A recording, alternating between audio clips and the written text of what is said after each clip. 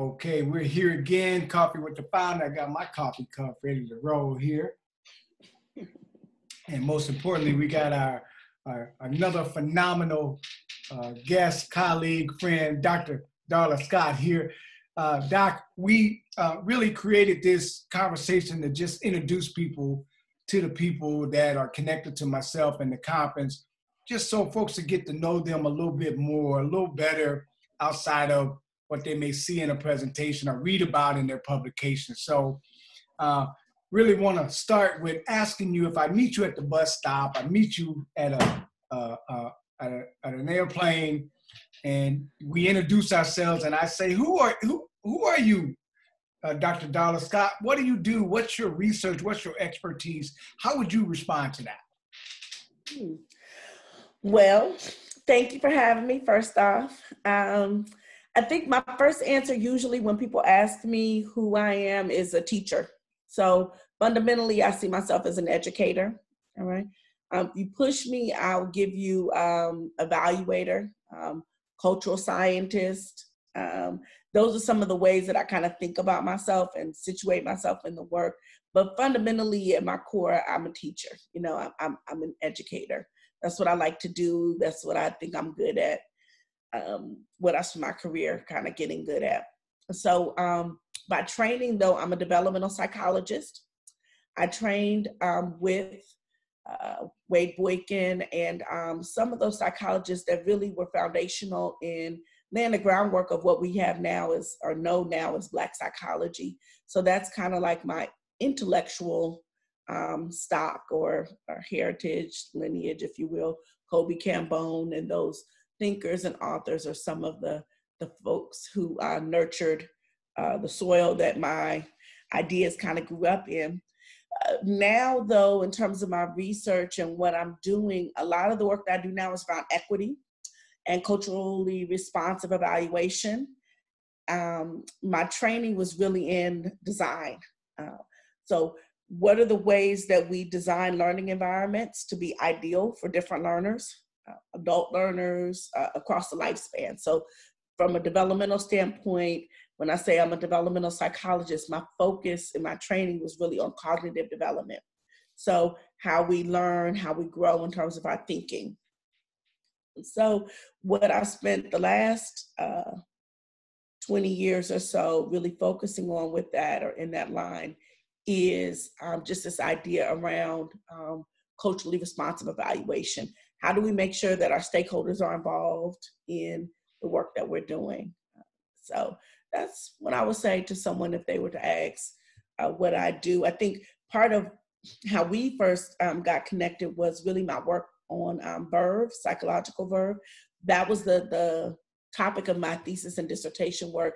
And since then, some work that I've done in terms of just really thinking about how we can most and best engage learners in the materials that they're trying to learn. You know, a lot of people, talk about, good pedagogy, and psychological verb is good pedagogy. And so that's another, I guess, area of expertise, and just, how we initially kind of got connected. So.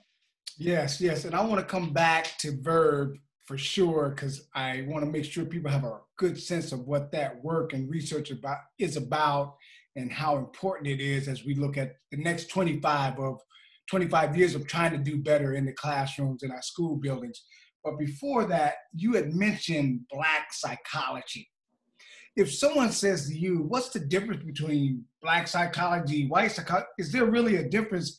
How would you talk with them about the importance of your work and research coming out of a framework of Black psychology? Right. I think one thing that is important to understand is that psychology, that being, the study of, as we, teach in our intro classes, human behavior and mental processes, doesn't happen in a test tube when you're talking about humans. Everything is culturally embedded and culturally informed. And so I think one of the assumptions that was kind of torn down in my mind early on was just this idea that whiteness is normal, that there's a normalcy around it. That means that if I understand something for a middle-class white American, then I understand it for everyone. And I think part of the misconception about psychology is that a lot of the models and theories and ideas that we have about how people act have been normed on predominantly white middle class experiences. And if we understand that, or when we understand that, then it's easy to kind of imagine how those things might not fit for communities of color, and I would argue don't fit for communities of color, without asking additional questions about why and how, what these constructs might mean for those different communities. And so I really would say to someone who asks about Black psychology to really think about culture. What is culture? In a sense of it being something that's cultivated. And if it's cultivated, who is it cultivated for, and when, and in what setting? And so one book that I really, kind of, drew on, kind of growing up and just really thinking about these things, really talks about like this idea of a cultural constellation, where humans make meaning of the things in their own environment and their own upbringing. And so that, if you're really trying to understand motivation, engagement, why someone does what they do, you have to kind of understand it in light of how it fits into their meaning system, And so those are some of the foundational things that I think are important to kind of grapple with as one starts to try to appreciate what Black psychology might be about, is really just to see their own culture. And I think that it's hard to see water when you're born into it, but it's still water, you know what I mean? So. Yeah, I like that term, cultural constellation. That gives me at least a good visual kind of what that's all about. You had mentioned culturally relevant evaluation. Mm-hmm. So can you talk a little bit about how possibly having now some better understanding of how psychology can be viewed differently, that now we can apply that differently in how we assess or evaluate different types of people? Yes. So when we think about culturally relevant pedagogy evaluation, one of the things that the kind of starting points for me is really owning my own lens, understanding my lens, and trying to help that allow that to guide my humility in how I look at other people, right? And so by understanding what's normal for me and what my expectations are that's grounded in my cultural reality, then that gives me an opportunity to try to be suspicious of my meaning systems when I'm trying to apply them to the populations that I want to understand, and really hopefully come to a situation with a sense of my own ignorance, like an understanding about my own ignorance about the community that I'm going into, and an openness to learn, right? And so for me, all those things are kind of like mindset shifts that really have to happen before we can even begin to engage in what we would consider to be culturally responsive evaluation work. So that's kind of like the starting point for me. And then from there, it really goes into community voice, involving the community in ways that are meaningful, not just in a nominal way, but in the development of our tools, in the development of our research questions, in the development of, our understanding of what it is we're trying to understand, right? So really making sure that there's voice and buy-in at every kind of like juncture, every juncture and every step of the process. So those are some of the key ingredients that I would say really are pivotal for trying to develop an understanding of, culturally responsive evaluation and understanding others, people who are not like me. Yeah, that's helpful. I like the scholarship, the intellect needed to understand, for example, the constellation, the differences that we may come into and need the services of psychology and our psychological development. And then now looking at how that can be applied in the way that people get evaluated, because you have a cultural understanding of difference, you can then have some skill sets, hopefully, to evaluate them differently. What I've loved and what I learned the most from you is this concept of verb, where it seems like that's a great example of how, I mean, a case study. Now you can go from the knowledge of psychology, you can go from a practice of that, like the evaluation, but now a case study of verb. Can you just talk a little bit about what that is and how by understanding that, teachers, educators working with students can have a better, reach better and have more comprehensive positive results by this understanding of this piece that's often is misunderstood, I think it's safe to say. Mm-hmm. Definitely. Thank you for that. So I want to credit Barbara Rogoff with the cultural constellation idea. It's not mine, but I loved it. And it was something that was really helpful for me. That was like from a human development standpoint. But to your question, psychological verve really has to do with a preference for and a receptiveness to relatively high levels of stimulation, involvement in your environment, in your learning environment in particular. And so the idea here is that students cultivate this propensity towards talent with asset in verve, in their home environments, in their play environments, in their lives. And by utilizing and building on those things in the classroom, we have an opportunity to tap into those skill sets, those preferences, those proclivities in the classroom in ways that will be beneficial for students who are trying to learn, who are trying to engage in topics and textbooks and curriculum that wasn't necessarily written for them, but we're asking them to engage in it. And so how can we help students to kind of connect with some of the materials and understandings that we want to see them pull away from their educational experiences? And the answer to that is psychological verve. And so Wade Boykin, his model really, drew out verve for me and kind of developed this idea around culturally relevant,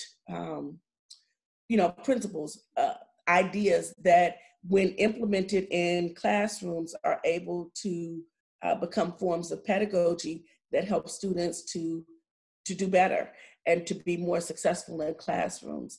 And so one of the things that I would say, for this work is really thinking about how students, all learners, are really coming into classrooms needing to really be pulled into the materials and really need to be engaged. And psychological verve is a way for us to really engage the learner in the materials through the level of activity of the characters in the stories, the level of activity in the classroom while we're learning, as well as utilizing background information. And so verve includes variability, it includes density, and it includes intensity. And so those three dimensions of verve kind of coalesce to really help us to get students to be excited about learning and stay excited about learning throughout the whole process, throughout the whole class period.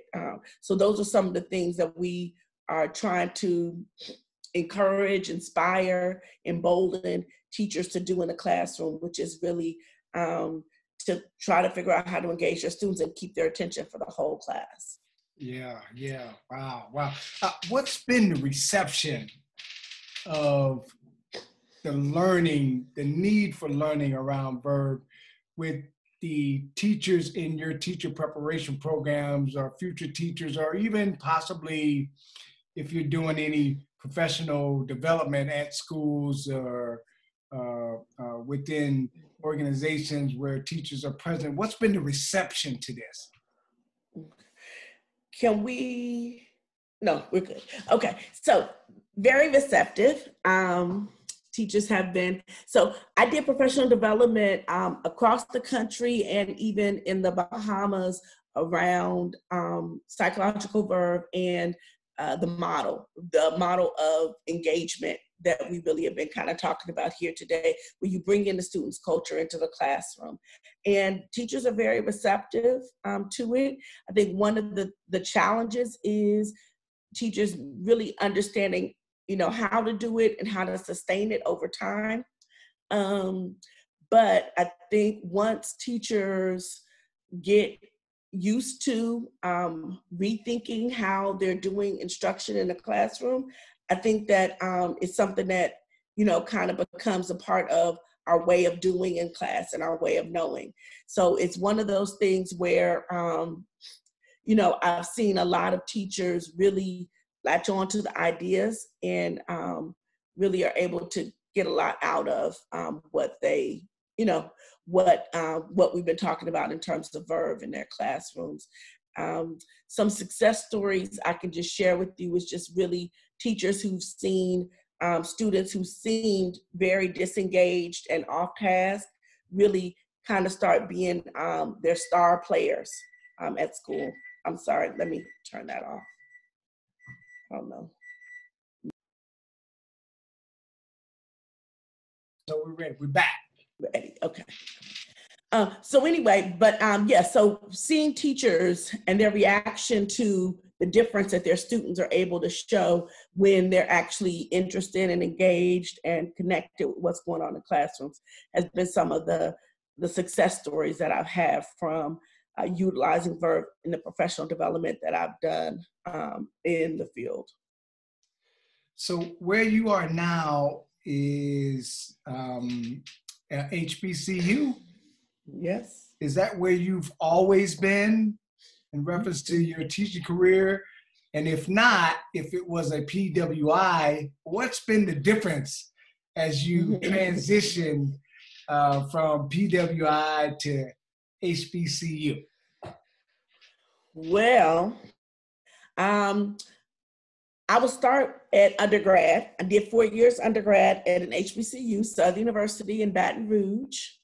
From there, I went to Howard and I took my master's and PhD from Howard University, another HBCU. I took one class at a PWI through the consortium and I did not like it. I could tell the cultural difference. There was a lot more competition in class, a lot more vying for the professor's attention and favor. And it was just something that was really foreign. It was kind of like I had been trained on a certain type of ice and now they were introducing a new ice. And so I'm still really close to the one lady of color that was also in that class. We're still friends today. So you can imagine what kind of experience we went through in that class that kind of bonded us for life. But after I left there, I spent about 10 years in nonprofit world, working primarily at predominantly white schools and school districts that were having disproportionality issues. So they were schools that were in trouble because they were disproportionately suspending and expelling brown children of color. And so they hired us to come in and do professional development with them and try to help them to connect with their students and kind of understand what's going on, what are the drivers for this disparity that they were seeing in their data. So after about 10 years of doing that work, I moved into full-time academia. I did 2 years at Del State University, and now this is my 5th year at Bowie State University. And so unfortunately, I have no war stories of PWI. I learned early on in my career that there was a mission field for me, and that mission field is to train scholars of color, predominantly scholars of color, to excellence and challenge and disrupt the systems of oppression. And so my students are definitely not all, marginalized communities or people of color. So, I love all my students. However, all of my students are game changers. All of my students are people with equity lenses, because that's an important part of what I feel that I'm supposed to contribute in. My program and my institution is contributing this idea of culturally responsive, culturally competent practitioners in, mental health, specifically for me, school psychology. And so one of the things that I think is really important about the work that I do now is that school psychologists sit at the table where lots of life-changing decisions are being made for children of color, children that look like me. And so what I want to do is put someone at the table, regardless of the color of their skin, who has a lens like mine, who can see through the culturally and systemic racist structures that these students are being subjected to, and kind of help navigate those things for parents and kids who are being put in an uncomfortable position of trying to figure out how to get equity in an inequitable system, you know? And so that's kind of the thrust of the work that I'm doing now. Very exciting. You know, I train pre-service school psychologists, and I teach them culturally responsive evaluation, and I teach them about equity and social justice. So I feel like I'm, you know, training people to go into the front lines and to do battle in the field of overrepresentation in special education for people of color, and just in the school, you know, cultures, the way that schooling is done in America. I think that, you know, there's a lot of problems with it, but we need someone at the table, you know what I mean, who's going to be a part of that decision-making team, who has a lens to kind of understand some of the biases that are baked into the system. The field of school psychology is predominantly white, female, and middle class. And our program is one of only 2 nationally certified and accredited programs at an HBCU. So we are definitely, we feel like we're slaying the dragon and changing lives one school psychologist at a time. Yeah, that's great. That's great. I was wondering, like, how are your students doing? I mean, as you, you know, essentially have to almost keep doing your job virtually. I'm just wondering, do you get a sense, I mean, from your psychology lens, how folks are doing, how you're doing, how your students are doing, and really thinking about, as we've been forced to pause as a nation, what's your sense of how we will emerge from this time? Well, I am very big on mental health and check-ins. And so I spend a lot of time talking to my students about how they're doing.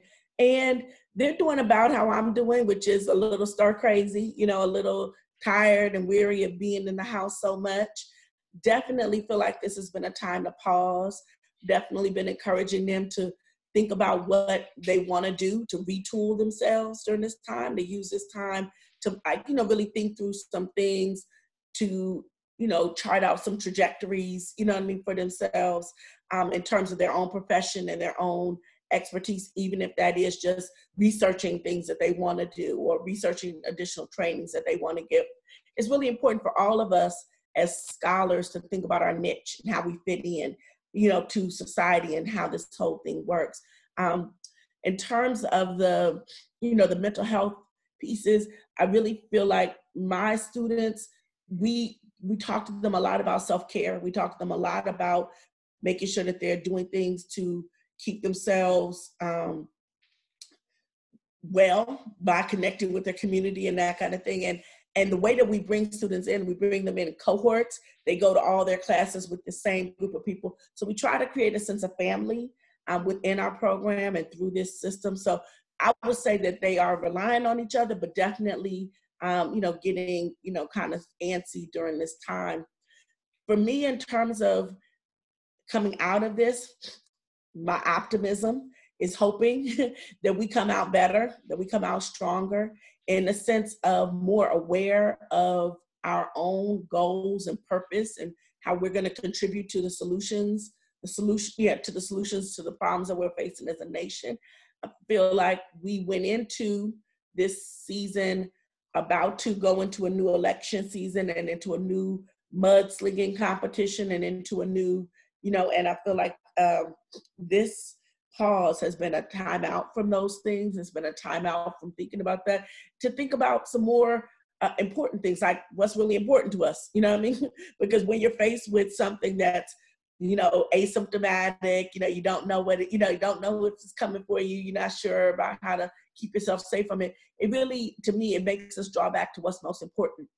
And for me, you know, my family, my friends, my church community, my faith, you know, my community of faith, all those things are things that are like, okay, these are the important things. How am I doing with this? Am I connected with family members? I've been hearing a lot about people doing family conference calls and different things that they could have been doing all along, but because now they don't have that option to see mom or sister or aunt as often as they would like, because they're under, you know, stay-in orders, they're making more of an effort. And so I'm hoping that people will continue to reach out to each other, to hug each other, to be a little bit kinder to one another, to connect more, because we have a better sense of what's important. A lot of times, you see, if you go to a restaurant, you'll see a family sitting around a table and everybody's got their devices and everybody's heads are down, while they're sitting together. And I hope, because all we have now is our devices, that when we come out of this, that we are more, more able, prepared, if you will, to connect with each other. Because I think that if we get that out of this time, then it will be time well spent, because the people is what is, I think, really important. And I even think about our children in schools who are in schools that are toxic environments, in schools that are not, parents are now getting a chance to see something that they didn't know before, which is what it takes to educate their kids. You know what I mean? That's a valuable lesson and something that you can't really pay money for. It takes a lot. And so the investment that goes into it is not a 9-to-5 box checking thing. It's something that really, you have to love that. You have to love it and really be in it. And so my hope is that as we're seeing what school is all about for kids, or the lack of it, you know what I mean, that parents and community members will get involved and try to figure out better ways to do what we're doing. So I'm optimistic. Everybody always says I'm overly optimistic, but I'm hopeful that we're going to come out of this a little bit more wise and a little bit more thoughtful about how we want to connect with each other and how we want to support each other. That's my hope. Yeah. Well, I think this is really helpful for me, because I do think that it's okay to have optimism as long as you got some action, partner with that. That's one thing I know you're doing. You're not just talking the talk, you're walking the walk, Doc. Now, we want to thank you because you contributed 2 pieces to the Teaching Beautiful, Brilliant Black Girls book. But I was going to ask you, what's your sense of, because I think part of what our goal with bringing this book forward was Black boys often are dominating the conversation, are a big part of the concern, rightfully so. But what's your sense of the state of the Black girl in school today? It's critical. It really, really is critical. It's so interesting because with all the perils that we see for our boys, it's easy to overlook, because we're talking about life and death issues, where things are happening so quickly. I have several nephews, and just seeing the peril that they're literally in every day, and the dangers that are kind of lurking around every corner. But then looking more at the risks and the risk factors and the things that are facing our girls, I think is really, as a Black woman, right, in America, I grew up at a certain time, but one of the things that we talk about from a developmental standpoint is that as time is passing, those facilitators, those risk factors, those protective factors change and metamorphosize over time. And so the 6th grade that people are facing today is not the 6th grade I faced when I went into schools. And there are new risks and new threats to their body image, threats to their identity in terms of the color of their skin, whether or not they're beautiful, their hair texture. And so there's so many ways in which society kind of attacks our girls. And then even within our community, and it's not what's the word? It's not a argument or a issue in terms of our community, like we're doing something wrong. But what I will say is our women are our backbone. They really serve in so many nurturing capacities. That nurturing still has a cost. It has a cost associated with it. And so there's a lot of sacrifices that go on in our communities, and they're at the expense of our girls. They're on their backs, in terms of the weight of it. And so one of the things that I'm hoping that this book brings to light is some of the ways in which we can give our girls license to be strong and also weak, to show their vulnerability, if you will. in different settings and not feel like they have to continue to reinforce this superwoman ideology about who they are. And they are super, right? But they're also vulnerable, you know what I mean? And so I think it's a very interesting picture, because part of what we've been seeing throughout education is just this really sharp rise in violence, like physical violence among girls, which is something that we hadn't seen before. We usually saw, more interpersonal aggression in girls, but now we're seeing more physical. And so part of the frustration, that's kind of growing out of that is just this idea that there are more push factors, there are more pull factors, there are more threats to her identity, and how she sees herself. So I actually have a lot of students who are doing work right now on Black feminism, on looking at really what are some of the systemic and historical factors that have led to where we are now with our view of Black women, and how Black girls are treated in schools and their perception, how they're being perceived. So a lot of work to be done, So if we have parents listening, watching this, and they need a psychologist, but they can't afford a psychologist, so we happen to have one on the line, seriously, what would be some advice you would be saying to parents about, the fact that their kids have to be inside, and how to be really in tune to their mental health, their balance, their well-being? And I'm thinking just kids in general, but again, knowing your specialty also brings an additional cultural lens. Is there something more or different that Black parents specifically should be concerned about when talking to Black kids or caring for Black kids during this time? Mm-hmm. Definitely. So one thing that I think is really helpful for children during this time is structure, some sense of a system or pattern of what we're doing. So having time for reading, having time for, family time where we just sit and we have conversations, having time for, free play and different things like that. Now where every day kind of runs together and I'm just kind of up and just doing whatever. So just creating some sort of sense of structure for your child so that they know that, they're going to have this different variety of activities. They're going to be expected to read. They're going to be expected to do these different things at different times. So I think structure is one big thing that I would say, and having time slots for things, because again, that feeling that life is just, one big day, that's going and going, can kind of be something that's psychologically difficult, particularly for a child to grasp. Another thing is just physical activity, like literally getting up, walking with your child around the neighborhood, just anything where you're actually physically engaging them. The thing that they want the most, the thing that's going to be the most impactful for your child is time with you.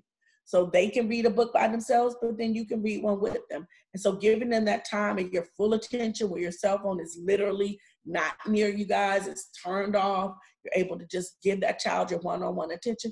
It's going to be really, really critical during this time, because kids are going to be, one, absorbing some of the anxiety that we as adults feel, and they don't really understand exactly what's going on depending on their age. And so really having conversations with them about, why are we in the house? Why can't I play with my friends? Why are these different things happening?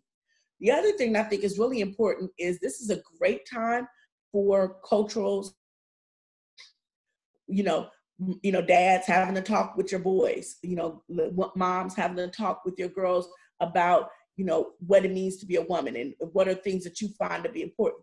Because even though your children, no matter what age they are, they may tell you, oh, your ideas are passe, or they're older and I'm going to do this, I'm going to do it my own way. They're really looking to you to kind of set the tone for them and tell them who they are. That's one thing that kids do. They don't necessarily do what you tell them to do, but they almost always do what you show them. So being, mindful of the way that you carry your anxiety, the way that you, process things, I think is really important. But that consistent schedule, critical, physical activity, critical, and also having those talks now. I think right now is an interesting time in our society. I've seen videos. There was a video that's coming to my mind, and there was a little girl, and her mom told her that Barack Obama wasn't going to be president anymore, and the child was just like hysterical. She was just crying, and she was just so upset. And I don't know that that child at that age really even understood what that meant. But one thing that I do understand is that kids are kind of looking at these messages and looking at what's happening in this world around us. My niece the other day, she was auditioning for Kids Say the Darndest Things, and they asked her what she wanted to be when she grows up, little brown girl. She was like, well, I'm just gonna buy the presidency. I wanna be president. I'm just gonna pay somebody and I'll be president. And I was like, wow, where did she get this stuff from, right? But this is her ideology now about presidents and how you become president. And so my point in saying all that is we really have to unpack what's happening in our society for our kids and help them to have a lens and a voice in talking about it, you know, in ways that are constructive. It's one thing to be like, oh, this is right and this is wrong, but talking about why and how, you know what I mean, so that kids can really have an understanding of it. So those will be some of the things that I think will be really important for this time. That's really helpful. I appreciate that. What about the next 10 years for you? What's on the horizon? What are you thinking about in reference to your work, your research over the next decade or so?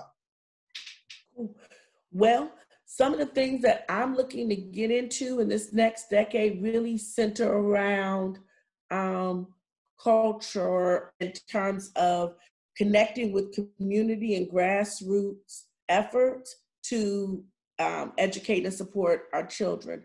So for me, you can have a good educational program that happens with this amount of funding in this particular locale.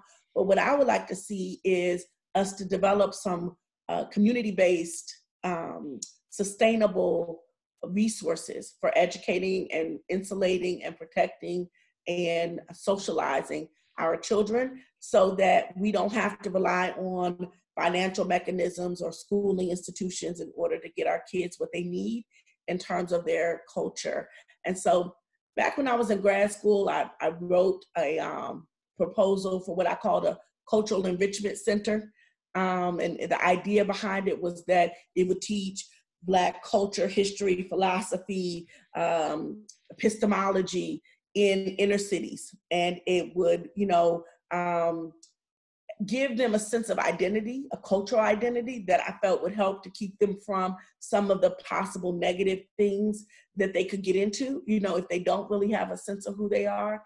And so I really want to go back to that and really look for some of the community grassroots efforts that are really working around cultural development, you know, cultural development, and really helping students and children in these communities that have been marginalized to get the socialization and support that they need, you know? And so as a society, I feel like, and as a people, we're very wealthy, but I don't see our wealth translating into the kinds of things that we needed to translate into. So for example, my family reunion is next year. I'm gonna be hosting it. And one of the things we're doing is a financial literacy workshop, you know, how to invest your money, how to do the stock market, you know, end of life planning, right? Everybody, 100% of people die, right? But some people are not prepared, you know what I mean? Meaning they don't know how they're going to get buried. They don't have any money set aside for it. And so all those things are things that I see in my community that I would like to get involved in. So really just kind of trying to help set up some sort of cultural, grassroots, community-based systems for support in the areas that we need, particularly financial literacy and education. I think those are some key areas that I would like to see strengthened, and I would like to do work to get towards that. Now, one of the things that my students always say to me, Dr. Scott, do you think that this is going to be able to be fixed? I mean, there's so much stuff that's wrong with the, you know, education. There's so much stuff that's wrong. I had one of my students ask me that. We were going to the Brown lecture last year. And I looked at him and I said, I'm counting on you doing it.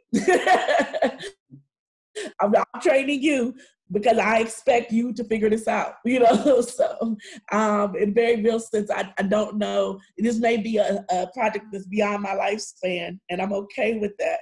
But my hope is that my students will continue my work, and that some of them are listening. I'm trying to train the next, you know, set of game changers and transformers, you know what I mean? And so really excited about my students, and really excited about lighting their fire so that they can go and innovate and think of the solutions that I can't even think of right now to what's wrong. So yeah, that's well, I want you to, yeah, I want you to know you and your students are always welcome to the White Privilege Conference to present their scholarship, to do their work. Thank you. We appreciate you coming on here to be able to share some of the wonderful work that you've been doing. We've been finishing on a lighter note by asking people, what are you watching? What are you streaming? We're trying to collect a little database. Is there anything you've watched or been watching since this quarantine that's taught you some stuff? And anything that just allowed you to escape, just get away, you know, that you've enjoyed?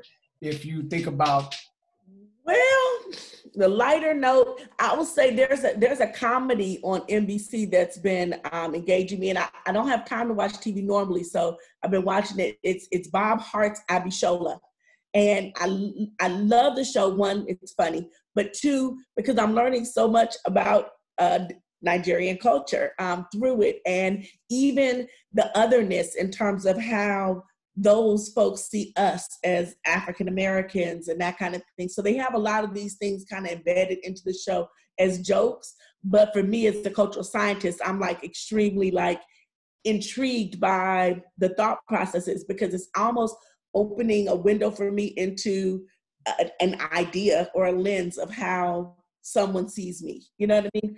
And us in the sense of like, African Americans. So I've been watching Bob Hart's Abishola. I find it extremely funny. I don't know if you've seen it, but I find it humorous. And, but more so than that, I find it interesting just to kind of get that sneak peek. And I would be interested in talking to someone who's actually from Nigeria to see if they would find it to be accurate for, you know, in terms of how it's kind of characterizing things. But at the end of the day, I've been getting a lot out of it in terms of just the thoughts that it's been triggering. And say the show again, Doc. What is it? Bob Hart's Abishola. Okay, and it's on ABC. Bob, and then the heart emoji, and then Abishola. Okay. All right, well, that's one we hadn't heard yet, so thank you for sharing that with us. Something new. Yeah, so please be safe, and thank you for your time. And this has been, again, another learning opportunity for myself, and I'm sure for Jenny. So we appreciate you dropping knowledge, and we'll look forward to you being in touch, and look forward to your contributions to the new book, Teaching Beautiful, Brilliant Black Girls. Thank you so much for having me. Thank you, Jenny. You all have a nice evening. Okay. Peace, Doc. Peace.